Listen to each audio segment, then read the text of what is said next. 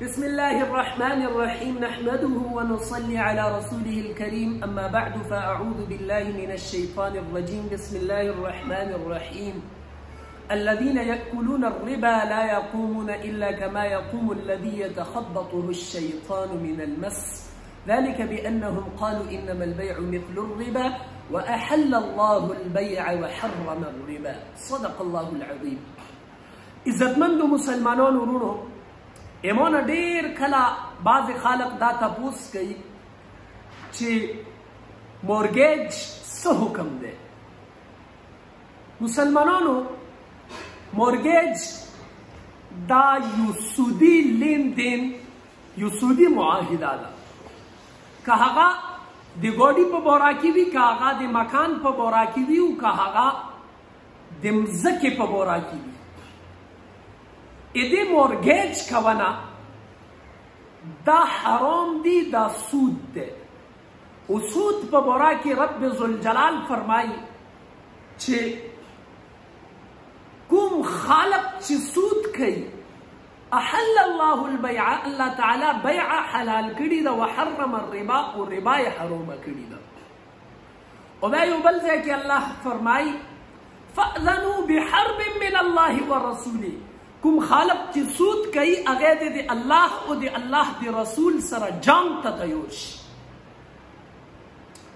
اوس چې کوم خالق دا یایي چې دا سود د مورګیج په شکل کې صرف یوه مکان د پاره جایز ده نعوذ بالله دا د الله رب ذوالجلال د حکم سره مقابله کوي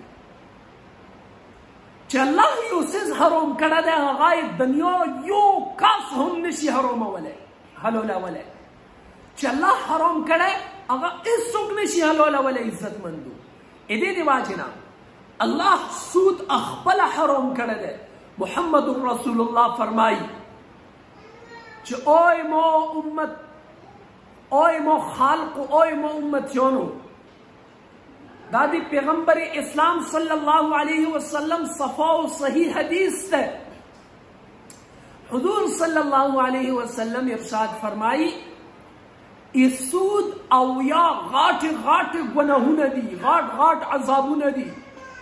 سود صرف ایوی گناہ ندا بلکہ دغی او یا عذابون او یا گناہون دی.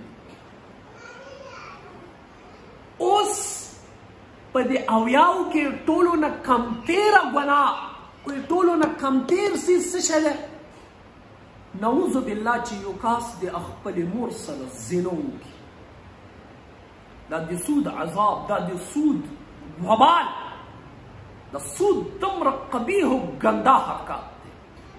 د دې د وجې نه سود په باره کې بلکل کمپرومایز نشته. چې بعضې خلک یایي چې موږ ته انګلینډ کې خلک ووایي چې ته یو کور اخیستلی شي.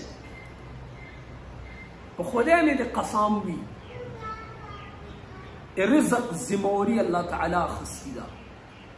د دې د وجې نه یو کس صرف او صرف دنیاوي مفاداتو دپاره صرف پیسو یې لالچ دپاره هغه سود کوي هغه د الله او د الله د رسول سره جنګ کوي هغه او یا غاټ غاټ ګناهونه ګټي چې په هغې کې ټولو نه وړه ګناه هغه چې دا مې خپلې مور سره زنا ده. الله تعالی دې موږ ټولو ته دې ګناهونو نه نجات نصیب کړي. السلام علیکم ورحمة الله وبرکاته.